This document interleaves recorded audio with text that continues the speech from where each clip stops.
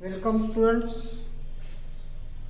तर आज आपण पाहणार आहोत नवीन चॅप्टर व्हेरिएशन. या व्हेरिएशनला मराठीमध्ये चलन असे म्हणतात. म्हणजे दोन क्वांटिटी मधलं रिलेशन मेंटेन करणे. दोन क्वांटिटी आहेत, एका क्वांटिटी सोबत दुसरी क्वांटिटी जसं वाढत असेल तर अशा टाईपचे जे व्हेरिएशन्स आहेत त्याला म्हणतात direct variation. Variation means relation between two quantities in a comparison of two quantity. Second quantity increases along the first quantity, or second quantity decrease along the first quantity. म्हणजे पहिली क्वांटिटी वाढली तर ऑटोमॅटिकच दुसरी quantity वाढते. जसं पहिली quantity कमी झाली तर दुसरी ही क्वांटिटी कमी होते. Then the variation is called direct variation किंवा डायरेक्ट प्रपोर्शनल. फॉर एक्झाम्पल,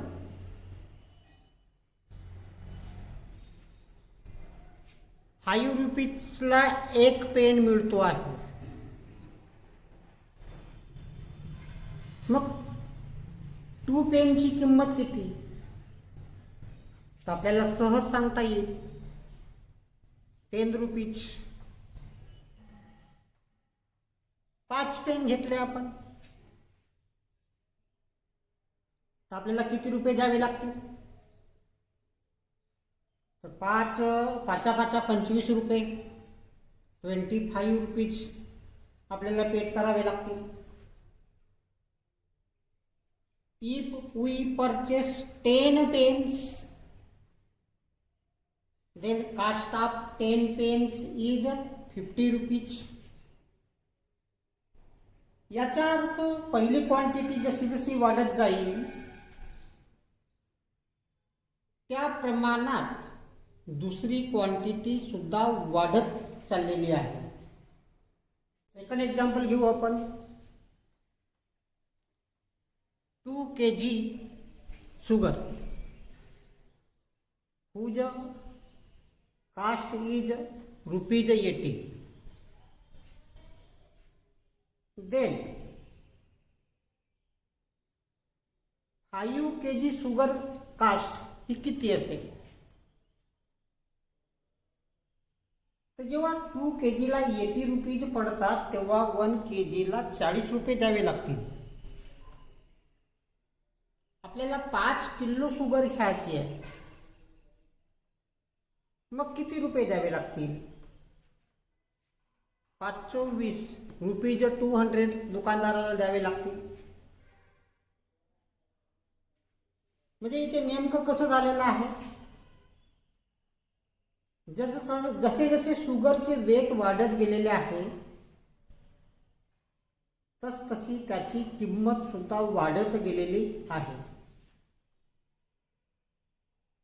म्हणजे एक क्वांटिटी वाढली की ऑटोमॅटिकच दुसऱ्या क्वांटिटीमध्ये वाढ होतो. जर पहिली क्वांटिटी कमी केली तर ऑटोमॅटिकच दुसरी क्वांटिटी ही सुद्धा कमी होत जाते. साखर 5 किलो योग्य आपण 4 किलो घेतली आपल्याला ₹160 पेड करावे लागतील. म्हणजे ऑटोमॅटिकच कास्ट ही कमी झाली. तर अशा टाईपचे जे व्हेरिएशन आहे त्या व्हेरिएशनला डायरेक्ट व्हेरिएशन असे म्हणतात. If first quantity increases, then second quantity also increase. If first quantity decrease, then second quantity also decrease. Such type of variations is called direct variation or direct proportion. आता एक दुसरं example घ्या. आपल्याला एका ठिकाणावरून दुसऱ्या ठिकाणी सायकलने जायचं आहे.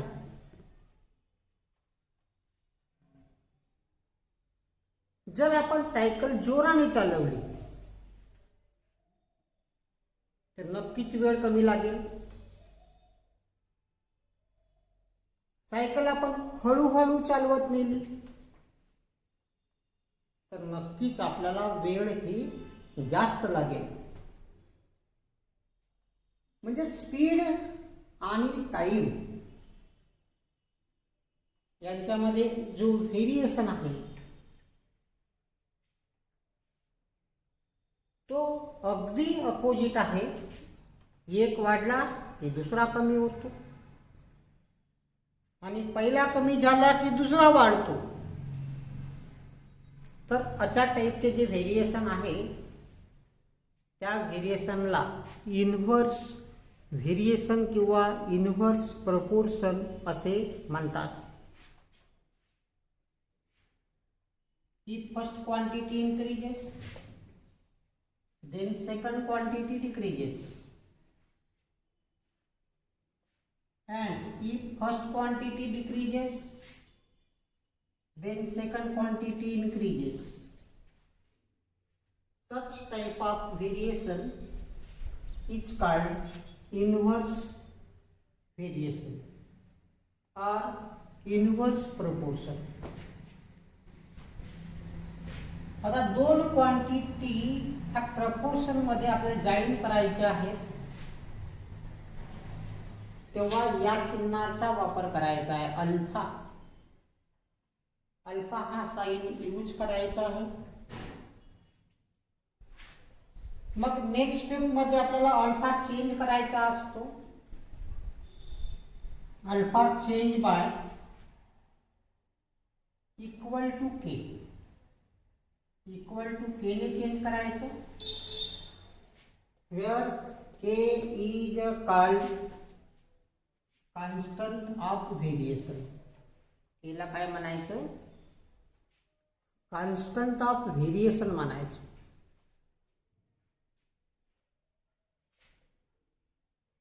X varies directly as y. काय म्हटलेलं आहे? X varies directly as y, then it is symbolically write as असे लिहायचं. X varies directly as y. याचा अर्थ आहे X varies directly y. X varies inversely as y, then it is symbolically write as. हा कसे लिहितात? X varies inversely. Inversely म्हणजे 1/y. अशा पद्धतीने लिहायचा आहे. म्हणजे x वाढला की y कमी होतो, x कमी झाला की y वाढतो, x कमी झाला की y सुद्धा कमी होईल, x वाढलं की y सुद्धा वाढेल असा त्याचा अर्थ आहे. त्यानंतर आपण एक प्रॉब्लेम घेऊ. बघा एक्झाम्पल काय आहे. x varies directly as y.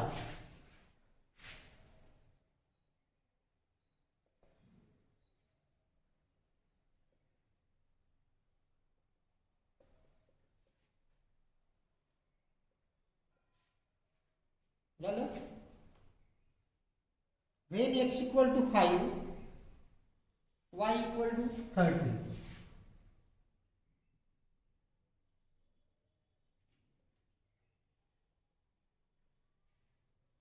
मग x ची किंमत 5 असताना वायची किंमत 30 आहे. Find the constant of variation and equation of variation.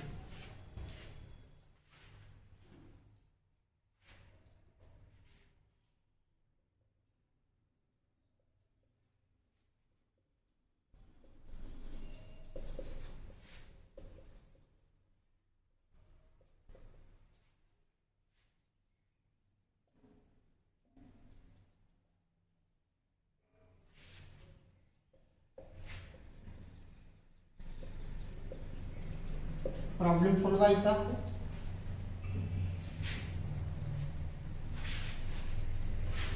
बघा कसं सोडवायचं.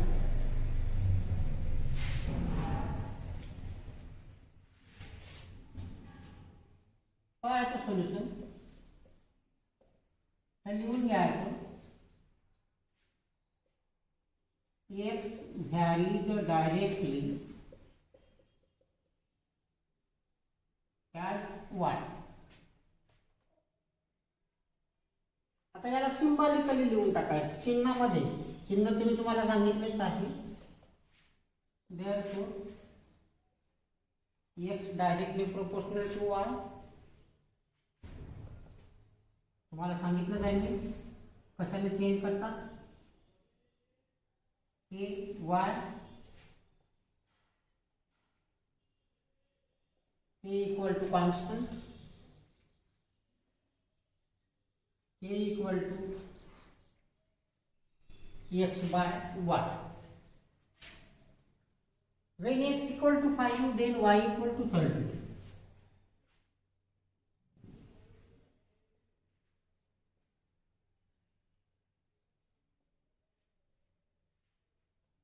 या दोन्ही किमती इथे भरा.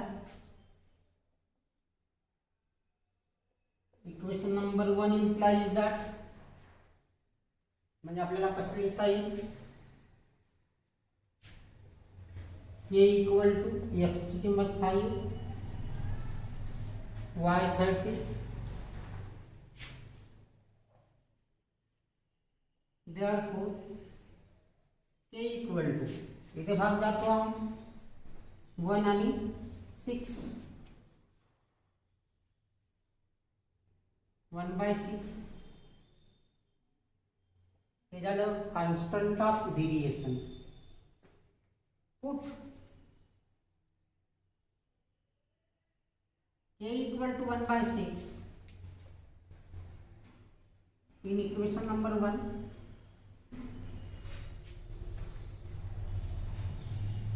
we get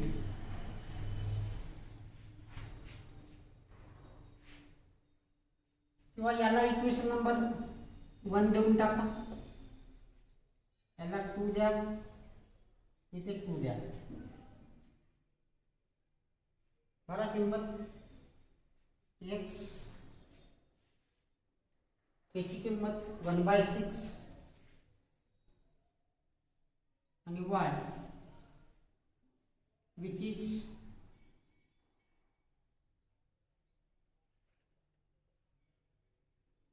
equation of variation.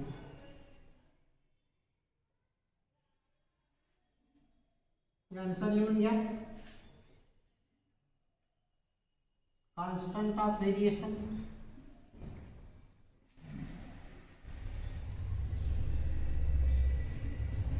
equal to 1/6.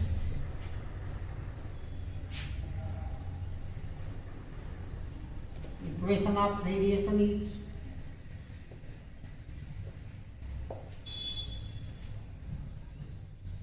x equal to 1/6 y.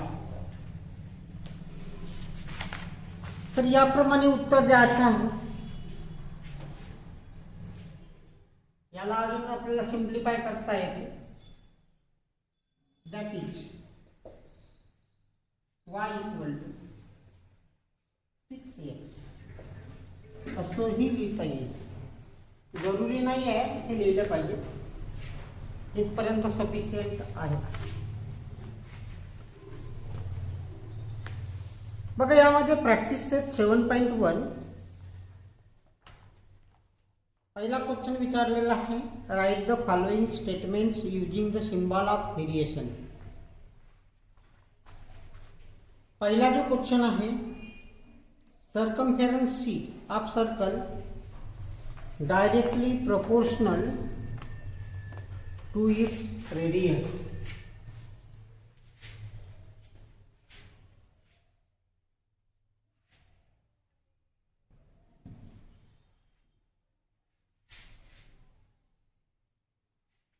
Example number practice say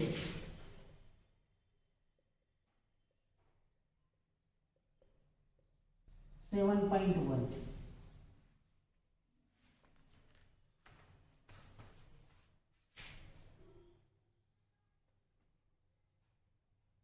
example आहे, write symbolically. Number 1, circumference C of circle is directly proportional to its radius.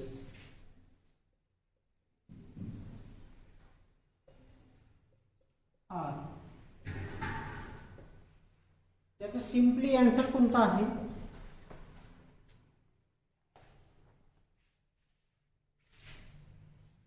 C directly proportional to R, हे त्याचं उत्तर आहे. Second number तुम्हाला सहज सोडवता येईल. त्या सेकंड नंबरचे जे आन्सर आहे ते होईल L directly proportional to D. त्यानंतर थर्ड क्वेश्चन जो आहे, if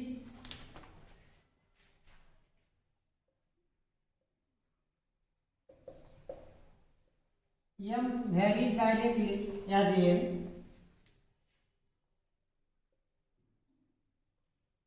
m equal to 154, n equal to 7,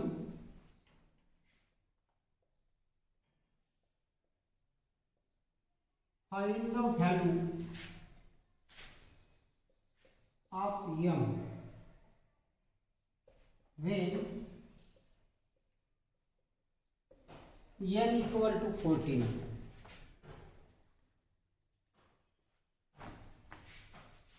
काय नाही,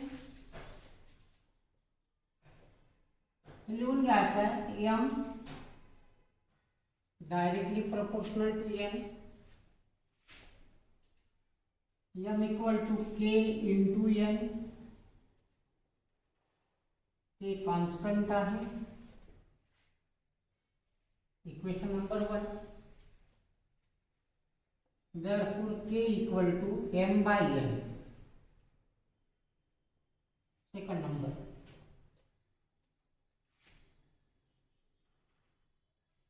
when m equal to 154, then n equal to 7. therefore k equal to 154 divided by 7. k equal to 7 दुने 14, एक उरलं, 7 दुने 14 म्हणजे 22. किती राहील? 22. Put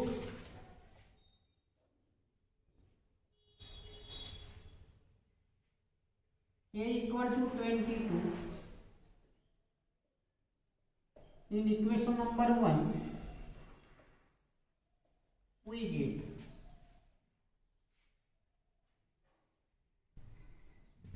m equal to 22 into n, which is expression of variation. मग क्वेश्चन कडे जायचं. Now when n equal to 40, then m equal to how much? काय होईल तिथे? m equal to 22 into 14. Rough work 14 दूनी 28 चे 8, 5 2, 14 दूनी 28 आणि 2 30.